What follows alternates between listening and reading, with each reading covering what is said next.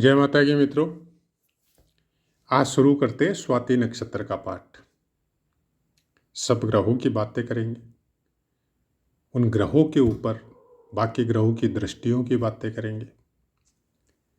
लेकिन प्रार्थना केवल इतनी है आप लोगों से कि फर्स्ट पार्ट हमारा जो पुस्तक में लिखा हुआ रहता है उसी अनुसार आपको बताते हैं, और सेकंड पार्ट अपने अनुसार अभ्यास में जो देखा है और किस तरह से हम लोगों को फलों को जो बताया जा रहा है उनको समझना चाहिए, उसकी बातें करते हैं। अगर आप फर्स्ट पार्ट सुनते हैं तो आपसे अनुरोध इतना ही है कि आगे वाला पार्ट भी जरूर सुने, जिससे बहुत कुछ चीज क्लियर हो जाती है। स्वाति नक्षत्र अपने आप में बहुत अच्छा नक्षत्र है। इस नक्षत्र की विशेषता, इसके गुण, इसके कार्य, क्या करना चाहिए क्या नहीं करना चाहिए, इसके बारे में जब चैनल हमने चालू किया था तो शुरुआत में ही सबका नॉर्मल जो प्रिलिमिनरी एज पे जो आदमी ज्योतिष की शिक्षा लेना चाहता है उनके लिए हमने वो पाठ दे चुके हैं हम लोग। शायद साल भर से ऊपर हो गया, तो उनको जरूर सुनिए। अब डीप पार्ट जब नक्षत्रों में ग्रहों का ये पार्ट सब समापन हो जाएगा, उसके बाद में डीप चर्चा वापस करेंगे नक्षत्रों की, क्योंकि हम ज्योतिष की पुस्तकों के द्वारा समझ लो आप, हालांकि ग्रहों के बारे में भी पाठ हमारे दिए हुए हैं, लेकिन बीच में इन नक्षत्रों का पाठ भी चल रहा था, तो हमने सोचा कि एक बार इन नक्षत्रों को समापन कर लेते हैं, उसके बाद में फिर वापस ग्रह की चालू करेंगे। वृष या मिथुन लगन तक कुछ पाठ हमने पोस्ट किए हैं, अलग अलग ग्रहों के कौन से स्थान में बैठने से कैसे होते हैं। उसके बाद में उन पाठों को फिर आगे बढ़ाएंगे। तो एक बार जब आप अगर नए हैं, चैनल में जुड़ते हैं, तो आपसे अनुरोध केवल इतना है कि शुरू से अगर आप कुछ सीखना चाहते हैं, कुछ नया प्राप्त करना चाहते हैं, तो आप उनको सुनिए जरूर। अपना समय है, अगर आप ज्योतिष में इंटरेस्ट रखते हैं, कोई जरूरी नहीं है आप ज्ञानी है या नहीं ज्ञान रखते, केवल इंटरेस्ट रखते हैं, तो शुरू से सुनते हुए आइए।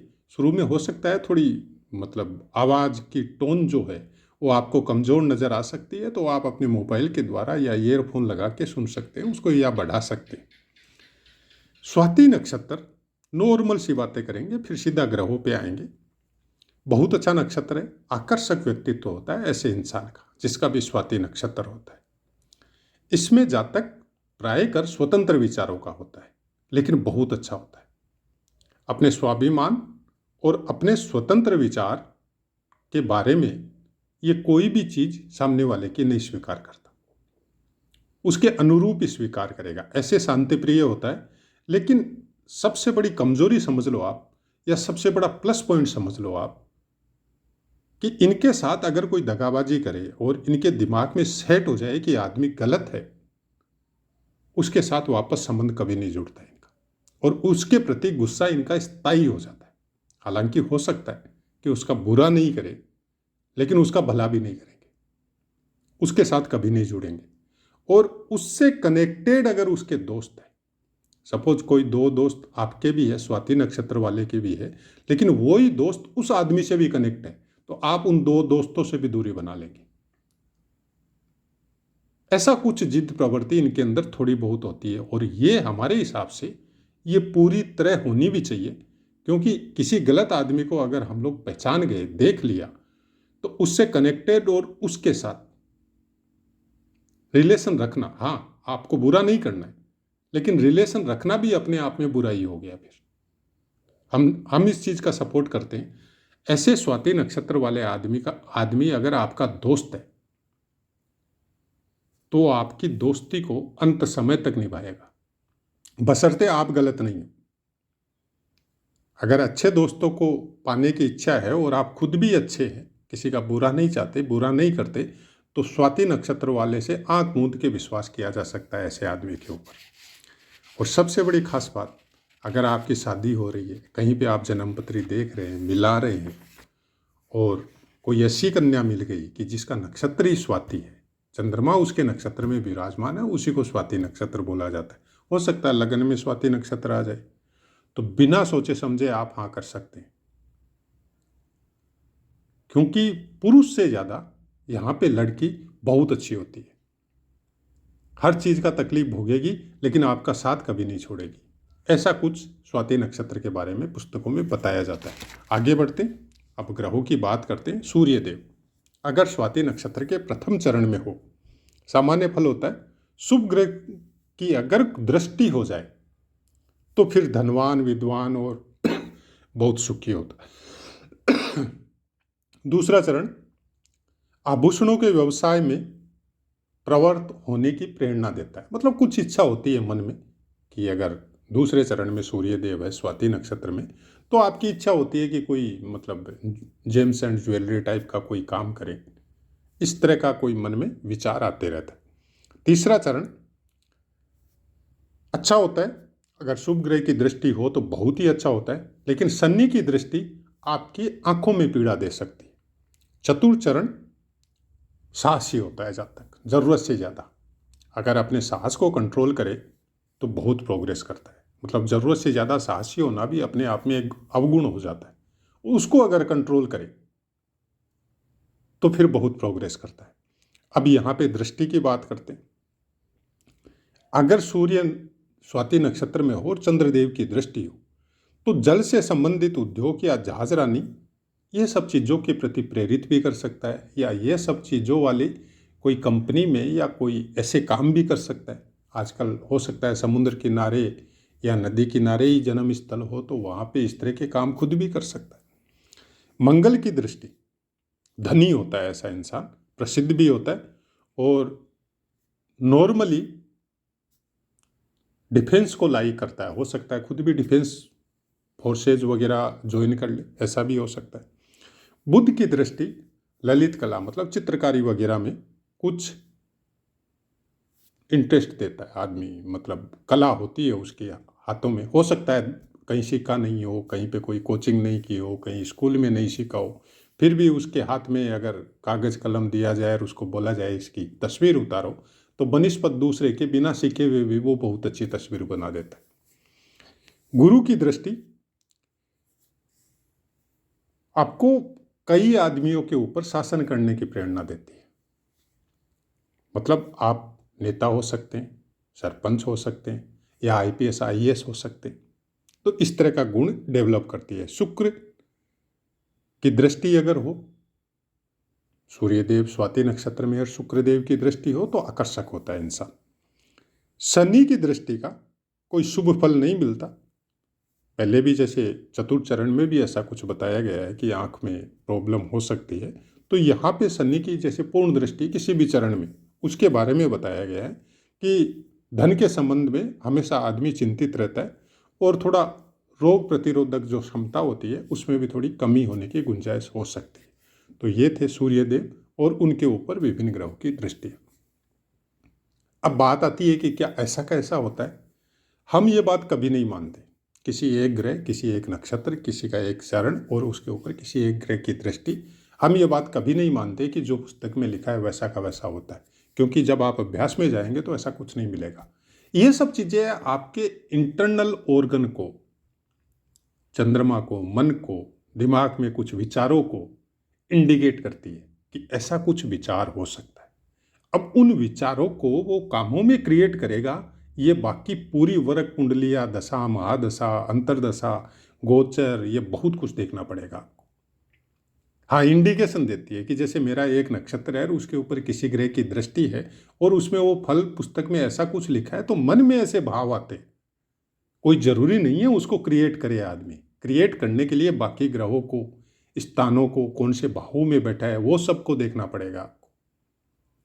लेकिन ऐसे भाव प्रायकर इंसानों में डेवलप होते हैं, नक्षत्रों के हो, ग्रहों के हो। कुछ न कुछ चीज़ें उनके द्वारा जो बताई जाती है वो प्लस भी होती है, कुछ माइनस भी होती है, लेकिन अक्षरश जो पुस्तक में लिखा है वैसा का वैसा ही अगर मिल जाए तो फिर बाकी काम छोड़ के आदमी ज्योतिष में ही लग जाएगा और वो आज यहाँ बैठे बैठे पता कर लेगा कि कल सुबह से मेरे साथ क्या क्या होगा। तो ये संभव नहीं है। इन भ्रांतियों से निकले, अपने दिमाग को स्टेट वे रखे। कोई भी काम करना है, जो आपके कर्म है, कर्तव्य है, उनको अच्छे से संपादन कीजिए। जो अपने दिमाग में जो सनातन धर्म में जो कुछ नियम बताए गए हैं कि अपनी अपनी दिनचर्या कैसे होनी चाहिए, किसको किस तरह से सम्मान देना चाहिए, अपनी वाणी पे कैसे कंट्रोल करना चाहिए, मन को कैसे बांध के रखना है, वो सब नियमों को फॉलो करें। ग्रह अपने आप ठीक हो जाएंगे। अगर कोई ग्रह खराब भी फल दे रहा है, ठीक है, कोई बात नहीं है, देगा वो, क्योंकि मनुष्य जीवन मिला ही भोगने के लिए है। अब वो अच्छा हो चाहे बुरा हो, वो भोगना ही पड़ेगा। न आप बच सकते हैं न हम बच सकते हैं। हम आपको बता रहे हैं तो आप क्या सोचते हैं हम बच रहे हैं? नहीं, हमको भी भोगना पड़ रहा है, और जब तक जीवन है तब तक भोगेंगे। भगवान खुद जन्म लेके नहीं हटाया इनके फलों को, वो भी शरीर पे जो ग्रहों के या नक्षत्रों के जो प्रभाव थे उनको भोगा है। तो फिर हम लोग तो साधारण इंसान हैं, उनके 0.001 अंश के बराबर भी नहीं है। तो भ्रांतियों से जरूर निकले। किसी एक ग्रह से, किसी एक पोस्ट से, किसी एक काम से आप राजा नहीं बन सकते, और किसी एक ग्रह से, किसी एक दुर्योग से जो बताया जा रहा है उसके द्वारा आप कंगाल नहीं हो सकते। अपने आप को, दिमाग को एकदम सही रखें। हाँ, ज्योतिष एक ऐसा सब्जेक्ट है, ऐसी एक आप बोल सकते हैं ज्ञान है, कि इसको जब आप सीखने में या आप उसको सोचने में या पढ़ने में या सुनने में थोड़ा सीरियसली जब इसके प्रति सोचते हैं, तो आपको बहुत कुछ पता चलता है, और बहुत कुछ आपके ज्ञान में भी, आपके दिमाग में भी परिवर्तन होता है। बहुत बार हमने बोला भी है कि शुरुआत में जब ज्योतिष की पुस्तकें पढ़ते हैं तो हंसी भी आती है, मजाक में लेते हैं उस चीज़ को, लीजिए, लेकिन पढ़िए ज़रूर। एक बार पढ़िए, फिर दोबारा पढ़िए उसी चीज़ को, 2 बार तक आपका लेवल में हो सकता है कोई सुधार नहीं हो, लेकिन जैसे ही तीसरी बार आपने पढ़ना चालू किया, आपके सोचने के लेवल में, आपके बोलने के लेवल में, आपको समझने के लेवल में ऑटोमेटिक सुधार हो जाएगा। जो आपने फर्स्ट टाइम सोच के और उन योगों को, दुर्योगों को हंसी मजाक में लिया था, वहाँ पे आप सीरियस हो जाएंगे। फिर अपने ग्रंथ, अपनी रामायण, अपनी गीता, अपने पुराण, अपने वेद कुछ इसी श्रेणी में आते हैं। एक बार 2 बार पढ़ने से समझ में नहीं आते, बार बार पढ़ने से समझ में आते हैं, क्योंकि कई जन्मों का ज्ञान जो है ना, वो सब आपके अंदर है। जितने भी ग्रह है, नक्षत्र है, सब आपके शरीर के अलग अलग पार्ट में विद्यमान है, और इसी की यात्रा की ऋषि मुनियों ने। ब्रह्मांड की यात्रा नहीं की, अपने शरीर की यात्रा की है योग क्रिया के द्वारा। तब उनको पता चला है कि कौन से ग्रह का स्थान कहाँ पे है, और कौन सा ग्रह कौन से ग्रह से कितनी दूरी है। वो अपने शरीर की दूरी के द्वारा उनका मैथ्स निकाला है, जो आज साइंस भी स्वीकार कर रही है। वो क्या यहाँ पृथ्वी पर बैठे बैठे से डायरेक्ट चंद्रमा या बृहस्पति या शनिदेव पे थोड़े ही गए थे दूरी मापने के लिए। उन्होंने योग क्रिया के द्वारा अपने शरीर में यात्रा की है, और उसको वो समझा है, उसको देखा है कि अखंड ब्रह्मांड में जब आप योग क्रिया के द्वारा उन चीजों को जागृत करते हैं, तो आप ब्रह्मांड का पार्ट नहीं रहते, फिर आप ब्रह्मांड ही बन जाते हैं। बोलते हैं ना, तीसरा नेत्र ब्रह्मरंध्र में जब आपकी योगिनी शक्ति बोल दो आप, चाहे आप मतलब जो आपकी सुप्त अवस्था में जो कुंडलिनी शक्ति है, वो जब जाके वहाँ पे विराजमान होती है या जब पहुँचती है, तो आपको सब कुछ पता चल जाता है। तो वैसा ही कुछ है, और ज्योतिष भी वही चीज़ है। कोई इसके द्वारा पहुँचता है, कोई तंत्र मंत्र के द्वारा पहुँचता है, कोई योग क्रिया के द्वारा पहुँचता है, कोई भक्ति करके पहुँचता है। सबका अपना अलग अलग रास्ता है। तो आशा है मित्रों, पाठ समझ में आया होगा। अब अपनी वाणी को विराम देते हैं और आपसे आज्ञा लेते हैं। जय माता।